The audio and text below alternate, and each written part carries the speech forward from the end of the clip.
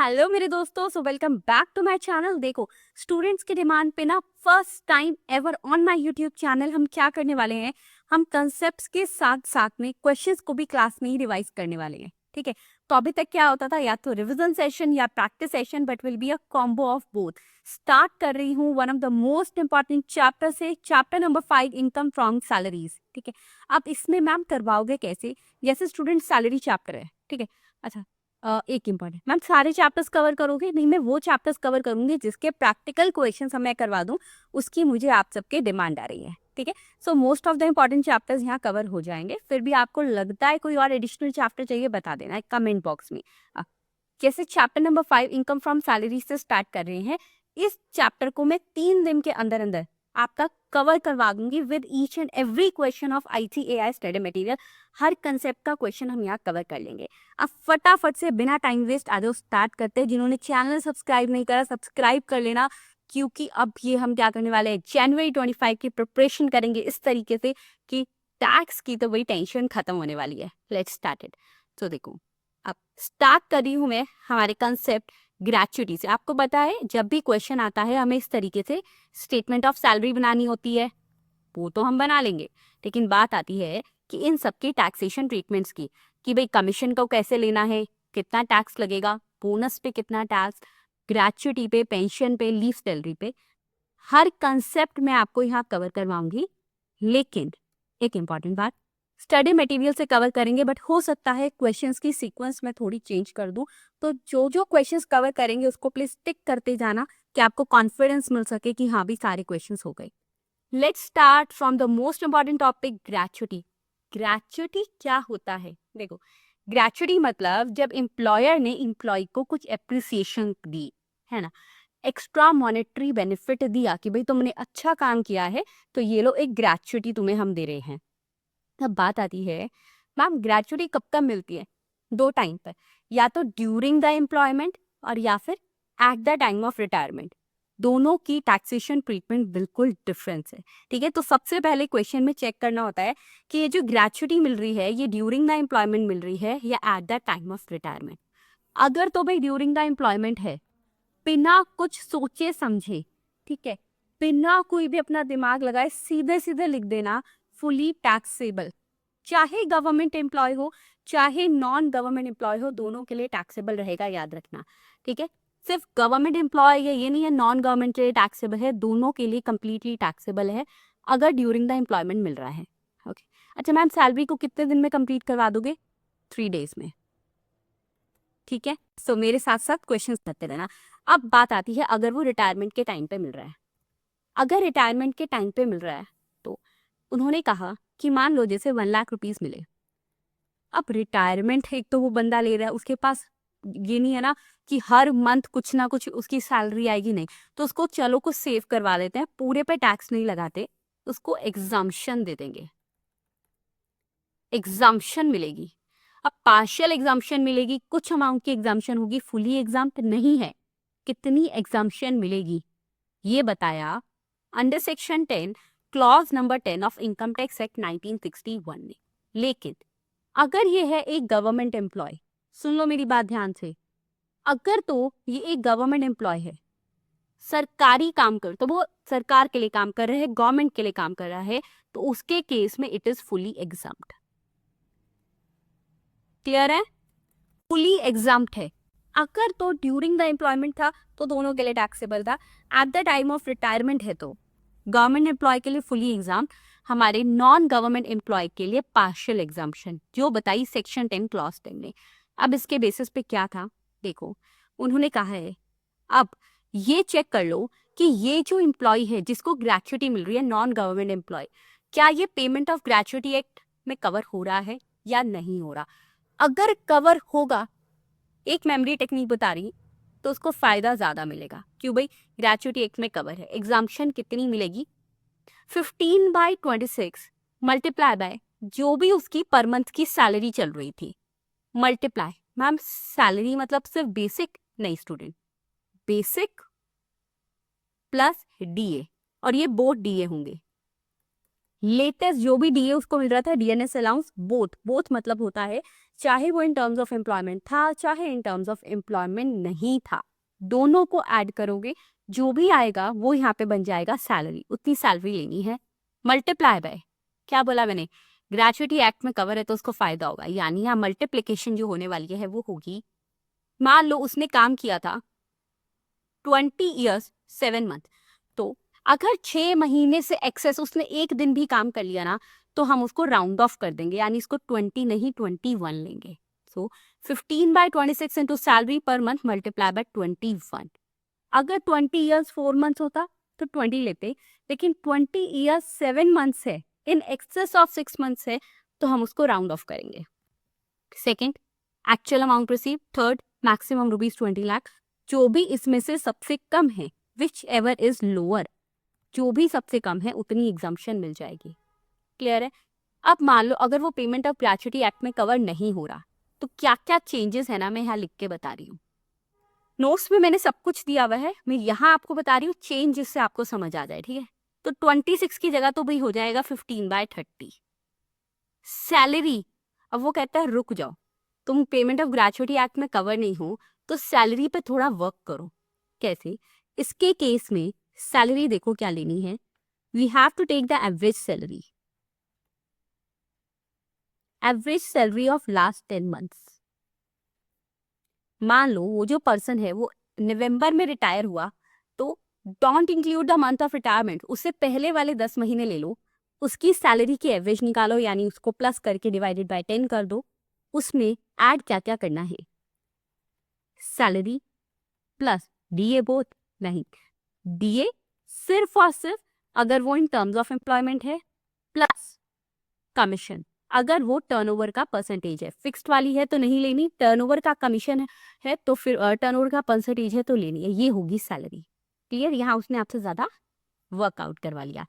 और साथ में क्या होगा, अब साथ में स्टूडेंट ये जो था ना number of years of completion of service और part in excess of 6 months, again benefit कम है, अगर ग्रेचुइटी एक्ट में कवर नहीं है तो इसको कहा number of years of completion of service only, यानी 20 साल 7 महीने थे तो सिर्फ 20 साल लिए जाएंगे, 21 नहीं। ठीक है, वो उसको कह रहा है हम आपको इसको राउंड ऑफ नहीं करने देंगे।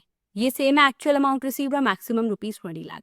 That is the difference between अगर कोई पेमेंट ऑफ ग्रेचुइटी एक्ट में कवर है या वो कवर नहीं है। अब आ जाओ इसका क्वेश्चन करते हैं। क्वेश्चन कौन से पेज नंबर पर है? तो students illustration number 4 of ICAI study material, illustration number 4 पर आ जाओ। यही है ग्रेचुइटी का क्वेश्चन, ये कर लिया तो ग्रेचुइटी का कोई भी पॉइंट आ जाएगा, you will be able to cover it, solve it out. Okay, देखो, mister Ravi retired on 15th June 2023 after completion of 26 years 8 months of services। 26 साल 8 महीने इन एक्सेस ऑफ 6 मंथ्स है, उसको ग्रेचुइटी मिली है 15 लाख की। At the time of retirement इस salary was basic salary 50,000 per month, DA 10,000 per month, 60% of which is for retirement benefits, यानी 60% ऐसा है जो इन टर्म्स ऑफ रिटायरमेंट है। कमीशन है 1% ऑफ टर्नओवर, और लास्ट 12 मंथ्स का टर्नओवर दिया हुआ है, हमने कितने का लेना है, अगर वो एक्ट में कवर नहीं है तो 10 मंथ्स का। 12 का दिया हुआ है, 10 को कंप्यूट करोगे, याद रखना। ठीक है, turnover in the last 12 months है 1,20 लाख, बोनस है 25,000 per annum. Compute his taxable gratuity assuming वो एक प्राइवेट सेक्टर एम्प्लॉय है, covered by the payment of gratuity act, private sector employee not covered by payment of gratuity act, and he is a government employee. Let solve it out. देखो, अगर तो भाई वो ऐसा employ है जो कि प्राइवेट एम्प्लॉय है, यानी गवर्नमेंट एम्प्लॉय नहीं है, सिंपल सी बात है, वो पेमेंट ऑफ ग्रेचुइटी एक्ट में कवर है, तो उसके लिए क्या क्या लेना है। आइए, gratuity received at time of retirement 15 lakh rupees, इसमें से एग्जाम्पशन देगा सेक्शन 10 का क्लॉज नंबर 10, क्या था 15/26, क्या बोला था मैंने, आज यहाँ दिखा भी देती हूँ। 15/26 into last drawn salary into years of service, और कितने लेने हैं ईयर ऑफ सर्विस, अगर 6 मंथ से ज्यादा हैं, वो पेमेंट ऑफ ग्रेचुइटी एक्ट में कवर है तो राउंड ऑफ करना। अब 15/26 इंटू लास्ट ड्रॉन सैलरी कितनी थी, आ जाइए, क्या क्या लेते हैं इसमें। मैम इसमें हम लेते हैं सैलरी लेटेस्ट वाली और DA बोथ। ठीक है, सैलरी वाज 50,000 पर मंथ, और डीएनएस अलाउंस है हमारे पास 10,000 पर मंथ। टोटल लेना है ना तो 60% नहीं करना उसको, हमें तो टोटल यानी 50,000 plus 10,000 60,000 multiply by 26 years plus 8 months, तो राउंड ऑफ करके 27। ठीक है, निकालो स्टूडेंट्स, ये आ गया हमारे पास 9,34,615 रुपीज। दिस इज अब और क्या देखते हैं इसमें हम, एक्चुअल अमाउंट रिसीव या फिर statutory limit, which ever is lower. Actual amount received is 15 lakh, statutory limit 20 lakh है, यानी विच एवर इज लोअर 9,34,615। तो जो ग्रेचुटी मिली है 15 लाख की, उसमें से माइनस कर देंगे ये amount, that is 9,34,615। So balance amount is a taxable gratuity, that is 5,65,385। I hope clear है सबको।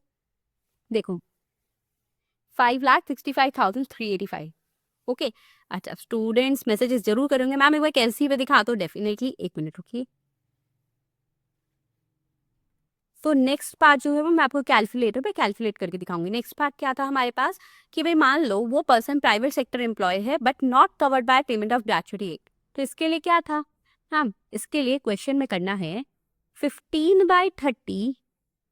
15/30 फर्स्ट क्या था, 15/30 मल्टीप्लाई बाय क्या था, सैलरी। सैलरी कितनी लेनी है हमें वो कैलकुलेट कर लेंगे, ठीक है ना, क्योंकि 10 मंथ्स की एवरेज सैलरी करके निकालनी है। मल्टीप्लाई बाय, अब क्या 27 होगा, नहीं, राउंड ऑफ नहीं होगा, तो सिर्फ उतना जितना उसने मंथ्स का ईयर कंप्लीट करे, दैट इज 26। बात आती है ये सैलरी क्या है। सैलरी में क्या क्या लेना है, basic salary which is 50,000 per month है, ठीक है, वो भी निकाल लेंगे 10 महीनों की करके। देन डीए वो which is in terms of employment, और उसने बोला कि 10,000 का 60% ही रिटायरमेंट बेनिफिट्स के लिए है, यानी 6,000 पर मंथ। ओके, एक बार देख लेते हैं, 6,000 पर मंथ ही दिया था ना इसमें, यस। फिर कमीशन है 1,20,00,000 विच is for the last 12 month, हमें निकाल। फिर बात आती है कमीशन की, कमीशन कितनी दी हुई है, ठीक है। आइए स्टूडेंट्स एक बार देखो, आप कमीशन उसने बोला कि हमारे पास 1,20,00,000 है लास्ट 12 मंथ की। सबसे पहले तो अगर 1,20,00,000 लास्ट 12 मंथ्स की है तो हमें इसको कन्वर्ट करना होगा 10 मंथ्स में। वो कैसे करेंगे स्टूडेंट्स, उसके लिए 1,20,00,000, देखो इधर, ये जो लास्ट 12 मंथ्स की है हम मंथली निकाल लेते हैं, देन मल्टीप्लाई बाय 10। मंथली निकालने के लिए 12 महीनों का टर्नओवर दिया हुआ है, तो डिवाइड कर लो 12 से, 1 मंथ का आ गया, देन मल्टीप्लाइड बाय 10। देखो किया हुआ है यहाँ पर, क्लियर। कितनी कमीशन गिवन है, 1%। सो 1% ऑफ दिस, दैट इज, हमको निकाल लेंगे 1 लाख रुपीज आएगी। अब यहाँ पर आ गया 50,000 इंटू 10, ये मैंने आपको बता दिया 10,000 करके कैसे आया। मैं मल्टीप्लाई बाय 10 क्यों किया है, क्योंकि हमें 10 मंथ्स की एवरेज निकालनी है, तो पर मंथ को 10 मंथ से मल्टीप्लाई करके लेना, तो फिर एवरेज है ना, तो यानी डिवाइडेड बाय 10। 1/2 कैसे आया, तो हमारे पास फॉर्मूला है 15/30, उसको इन्होंने डिवाइड किया, और रोशनी आप 15/30 लिख सकते हो। ये आ गया 8,58,000। So whichever is lower, gratuity receive, statutory limit, या जो कैलकुलेट कर आया 8,58,000। तो 15 lakh minus 8,58,000, the balance shall be taxable gratuity है। समझ आ गया। अब बात आती है भाई अगर वो गवर्नमेंट एम्प्लॉय है, तो क्वेश्चन बहुत आसान है। सेक्शन 10 क्लॉज 10 ने बोला कि गवर्नमेंट एम्प्लॉय के लिए फुली एग्जाम्प्ट अमाउंट है, यानी 15 lakh minus 15 lakh, that is nil shall be the taxable gratuity. ये था ग्रेचुटी का पॉइंट, इसके ऊपर ग्रेचुटी का कोई क्वेश्चन नहीं आता। क्लियर, समझ आ गई बात। फिर भी कोई अगर लगेगा कि डिफिकल्ट पॉइंट और कुछ आ सकता है, तो उसके लिए स्टूडेंट्स मैं क्या करूंगी, आपको कॉम्प्रिहेंसिव क्वेश्चन करवाऊंगी, उसमें वो पॉइंट मैं कवर आउट करवा दूंगी, ठीक है। तो यहाँ से हो गया हमारे पास ग्रेचुटी कंप्लीट, और इलिस्ट्रेशन हो गई है, इलिस्ट्रेशन नंबर 4, ग्रेचुटी बस कंप्लीट। अब इसके बाद मैं आपको करवाने वाली हूँ टेंशन, ठीक है। अब टेंशन बहुतों को टेंशन देता है ना कि ये कैसे कम्यूटेड अनकम्यूटेड क्या है, सॉल्व करते हैं। टेंशन स्टूडेंट 2 टाइप का होता है, एक होता है अनकम्यूटेड, एक होता है कम्यूटेड। अनकम्यूटेड मतलब जो हर महीने मिल रहा है, और कम्यूटेड मतलब होता है एक तो ये रिटायरमेंट के टाइम पे मिलता है, पता है, एक ने कहा मुझे आप रिटायरमेंट के बाद हर महीने देते रहना पैसा, ऐसा है। तो टैक्सेबल है, चाहे गवर्नमेंट एम्प्लॉय है चाहे नॉन गवर्नमेंट एम्प्लॉय है। बाद में हर मंथ ले रहे हो, अनकम्यूटेड वे से ले रहे हो, तो वो टैक्सेबल रहेगा for all the employees, either government non government. अगर कम्यूट कर लिया, लमसम ले लिया, इकट्ठा अमाउंट ले लिया, तो सेक्शन 10 क्लॉज 10A ने कहा लमसम प्रीमियम यानी कम्यूटेड ले रहे हो तो एग्जम्पशन मिलेगी। किसको मिलेगी? अगर तो गवर्नमेंट एम्प्लॉय है तो फुली एग्जाम्प्ट, अगर नॉन गवर्नमेंट एम्प्लॉय है तो उसके केस में दो बातें चेक होंगी, क्या वो ग्रेचुइटी रिसीव करता है पेंशन के साथ? करता है, ग्रेचुइटी भी पेंशन भी, तो एग्जम्पशन कम। नहीं रिसीव करता, सिर्फ पेंशन लेता है, तो उसको एग्जम्पशन ज्यादा देंगे। मेमोरी टेक्निक याद रखना। अब अगर वो ग्रेचुइटी रिसीव करता है तो एग्जाम्प्ट होगा टोटल पेंशन का 1/3। ग्रेचुइटी रिसीव नहीं करता तो यानी ज्यादा एग्जम्पशन मिलेगी, टोटल पेंशन का 50%, दैट इज 1/2 एग्जाम्प्ट। हम इलिस्ट्रेशन बता दो, एक इलिस्ट्रेशन नंबर 3 पर आ जाओ। ठीक है, बुक में आ जाओ इलिस्ट्रेशन नंबर 3 पे। मैं स्टडी मटेरियल से ही इसलिए करवा रही हूँ आपको। मिस्टर सागर जो कि रिटायर हुआ है 1 अक्टूबर 2023 को। तो अब स्टूडेंट स्टार्ट करते हैं इलिस्ट्रेशन नंबर 3। जैसा मैंने बोला पेंशन का आपका ये इलिस्ट्रेशन बहुत इंपॉर्टेंट है। तो mister Sagar who retired on 1 October 2023 is receiving ₹5,000 per month age pension. ठीक है, on 1 February 2024 he commuted 60% of his pension and received ₹3 lakh as commuted pension। उसने क्या किया स्टूडेंट्स, यहाँ पर एक जो सागर है वो 1 अक्टूबर को रिटायर हुआ 1 अक्टूबर को। 5,000 पर मंथ उसने पेंशन रिसीव करी। 1 फरवरी को अपनी टोटल पेंशन का 60% कम्यूट कर लिया और 3 lakh rupees as a commuted pension उसने रिसीव करे। Okay, you are required to compute his taxable pension assuming government employee है, प्राइवेट सेक्टर है बट ग्रेचुइटी रिसीव कर रहा है, प्राइवेट सेक्टर है और कोई ग्रेचुइटी रिसीव नहीं कर रहा। मैम गवर्नमेंट एम्प्लॉय है फुली एग्जाम, कैसे एग्जाम? अगर वो गवर्नमेंट एम्प्लॉय है लेकिन अनकम्यूटेड पेंशन भी तो ले रहा है, मंथली भी तो ले रहा है, तो वो टैक्सेबल रहेगा। कैसे? देखो यहाँ पे पूरे सिनारियो को समझ लो, क्वेश्चन बहुत इंपॉर्टेंट है। इसी तरीके का पेंशन का क्वेश्चन आता है। ठीक है, दिया हुआ है कि भाई 1 अक्टूबर को सागर रिटायर हो गया। अच्छा, हमें कब से कब तक की असेसमेंट करनी है? Ma'am April to March, income मिली अक्टूबर में यानी अक्टूबर टू मार्च। क्लियर? अब 1 अक्टूबर से लेके 1 फरवरी तक उसने 5,000 पर मंथ की पेंशन रिसीव करी, यानी अक्टूबर, नवंबर, दिसंबर, जनवरी। उसने 4 महीने जो है स्टूडेंट्स, क्योंकि 1 फरवरी को कम्यूट करवा ली, 4 महीने तो उसने 5,000 पर मंथ लिया। तो यानी अनकम्यूटेड पेंशन कितनी है? 5,000 पर मंथ इंटू 4, 20,000। उसके बाद उसने फरवरी और मार्च का 60% कम्यूट करवा लिया, यानी 40% अनकम्यूट रिसीव किया। देखो उसने क्या कहा कि भाई अब मैंने क्या किया, इस 5,000 पर मंथ में से इसमें इन दो में उसने कितना अनकम्यूट करा है। देखो 5,000 पर मंथ ले रहा था ना, उसको 2 पार्ट्स में डिवाइड कर दिया। कहता है काम करो सर, 40% तो मुझे वैसे ही अनकम्यूटेड दे दो, लेकिन ये जो बैलेंस 60% है, ये जो बैलेंस 60% है ये आप मुझे कम्यूट कर दो। क्लियर? तो अनकम्यूटेड कितना हो गया? 5,000 multiply by 40% multiply by 2 months, फरवरी मार्च 2 महीने। आइए निकालो कितना हो गया। 5,000 multiply by 40% multiply by 2 months, 4,000 rupees. 4,000 rupees यानी टोटल अनकम्यूटेड पेंशन कितना है? एक तो ये वाला जो अक्टूबर से जनवरी में लिया, और ये फरवरी और मार्च, यानी 20,000 प्लस 4,000, ये आ गया 24,000। ये तो है अनकम्यूटेड पेंशन। क्या अनकम्यूटेड पेंशन फुली टैक्सेबल होता है? यस, यानी इस पे तो पूरा का पूरा टैक्स लगेगा अगर वो गवर्नमेंट एम्प्लॉय है तब भी। और इन 2 महीनों का कितना कम्यूट किया था? 5,000 per month into 60% multiply by 2, that is 5,000 multiply bye. अच्छा, उसने ना एक अमाउंट दिया हुआ है आपको कि उसने क्या किया, उसने सिर्फ इनका ही नहीं बल्कि अपनी पूरी की पूरी पेंशन का 60% कम्यूट करवा लिया है ना, और उसने आपको एक अमाउंट दे दिया। अमाउंट था 3 लाख रुपीज। अब देखो तो यानी कम्यूटेड पेंशन रिसीव हो गई 3 लाख, क्योंकि सिर्फ इन 2 महीनों का नहीं, पूरी रिटायरमेंट का उसने कहा पेंशन कम्यूट कर दो। अब इसमें से क्या एग्जाम्पशन मिलेगी? कम्यूटेड फुली एग्जाम्प्ट रहता है, तो 3 लाख रुपीज एग्जाम्प्ट नील। ये आ गया 24,000 will be the taxable part here. Ma'am पूरा क्यों करवाया? क्योंकि गवर्नमेंट एम्प्लॉय के लिए कम्यूटेड पेंशन फुली एग्जाम्प्टेड रहती है। अब बात आती है अगर वो एक प्राइवेट सेक्टर एम्प्लॉय है और वो ग्रेचुटी रिसीव कर रहा है। ग्रेचुटी कितनी मिलती है? 5 लाख रुपए eight the time of retirement. Okay ठीक है, इस केस में सेम अनकम्यूटेड तो अब सब पार्ट्स के लिए सेम है कि भाई इतना अनकम्यूट करवाया चाहे कोई भी एम्प्लॉय हो। 5,000 multiply bye 4 plus 40% of 5,000 multiply by 2, जैसे मैंने बताया 2 महीनों का अनकम्यूटेड है 24,000।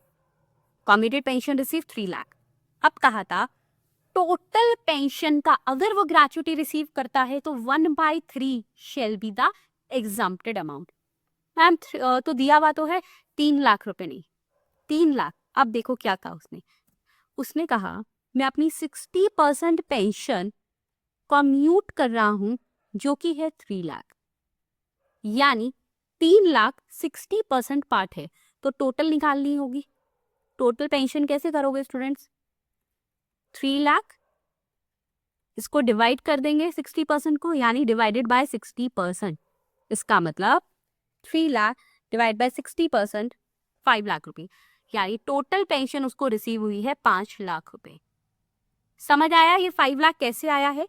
टोटल पेंशन निकाली है हमने। जिसको ना समझ आए मेरे व्हाट्सएप ग्रुप का लिंक दिया हुआ है, ज्वाइन कर लो, वहाँ अपनी क्वेरीज पूछ सकते हो या यूट्यूब पे ही कमेंट सेक्शन में पूछ सकते हो। अब टोटल पेंशन का 1/3 शेल बी एग्जाम्प्टेड हियर, है ना। अब टोटल पेंशन कितनी आ गई? 5 लाख रुपीज, ठीक है। 5 lakh rupees divided by 3 it will be 1,66,667। देखो 3 lakh divide by 60% multiply by 100%। नहीं भी करोगे तो 3 लाख डिवाइड बाय 60% करके आंसर आ रहा है 5 लाख, ठीक है ना। मल्टीप्लाई बाय 100 तो इसलिए किया कि जिससे भी मल्टीप्लाई 100 वो उतना ही आएगा, ठीक। तो 1,66,667, तो 3 lakh minus 1,66,667 is equals to 1,33,333। Okay, so यहाँ टोटल टैक्सेबल कितना हुआ? 24,000 plus 1,33,333। Next, private sector employ है और ग्रेचुटी रिसीव नहीं करता, यही चेंज करके बता दी थी, बाकी सब सेम रहेगा, बस ये 1/2 हो जाएगा। यानी 3 lakh divide by 60%, 5 lakh divided by 2,50,000। So 3 lakh minus 2,50,000, 50,000 रुपए। तो total taxable pension will be 24,000 plus 50,000 that is 74,000 rupees. Okay, आओ इलस्ट्रेशन में भी आपको दिखा देती हूँ। ये रहा स्टूडेंट, बस यही आता है। अगर ग्रेचुटी और पेंशन से क्वेश्चन आ रहा है तो बस वो यही आएगा, ठीक है। अब क्योंकि आज ये फर्स्ट क्लास, आपको आई होप स्टूडेंट्स आपको ये दोनों पॉइंट्स अच्छे से समझ आ गए होंगे, ठीक है ना। अब जो हम नेक्स्ट पॉइंट करेंगे वो रहेगा हमारा leave salary, VRS, retrenchment compensation, ये सब। बट उससे पहले what I am going to do is ना, आज मैं आपको सिर्फ 2 प्रोविजंस ही इस क्लास में करवा रही हूँ, एंड आई प्रॉमिस यू बाकी की बैलेंस 2 क्लासेस में हम पूरी सैलरी, सारे कंसेप्ट, सारे क्वेश्चंस कवर आउट कर लेंगे। मैम ऐसे कैसे होगा? क्योंकि वो क्लासेस रहेंगी थोड़ी सी लंबी क्लासेस, ठीक है। यहाँ आप एक बार मेरा तरीका समझ पाओ, आपको समझ आ सके, कोई क्वेरीज आप सॉल्व कर सको, इसीलिए सिर्फ 2 प्रोविजन जिनसे क्वेश्चन 100% आता है वो मैंने यहाँ आपको कवर करवा दिए। Thank you, have a nice day, meet me in the next session.